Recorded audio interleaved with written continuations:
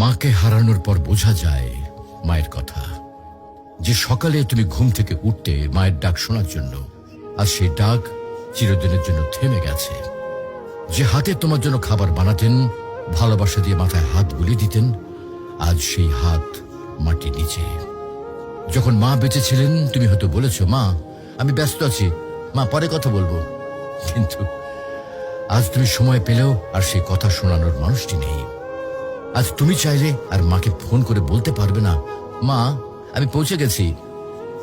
আজ তুমি ঘরে ফিরলেও আর কেউ দরজায় দাঁড়িয়ে হাসি মুখে বলবে না, টেবিলে খাবার রাখা আছে, খেয়ে নিস বাবা।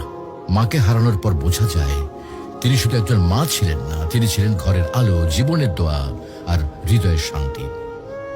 এখন বুঝতে পারো মা যে বারবার নামাজের কথা বলতেন, ভালো মানুষের সাথে চলতে বলতেন, এগুলো তোমার জন্য কত বড় উপহার ছিল।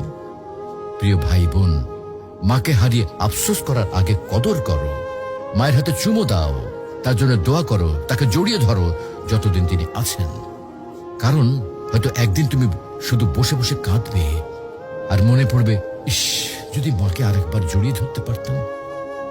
মাকে হারানো মানে পৃথিবীর সব থেকে বড় আশ্রয় হারিয়ে ফেলা। তুমি যখনই সময় পাও তোমার মায়ের সাথে সময় দাও, মায়ের জন্য দোয়া করো। মা যদি আজকে ইহলোক ত্যাগ করেন তাহলে তিনি আর ফিরে আসবেন না। মাকে ভালোবাসো, তার মনে কখনো কষ্ট দিও না।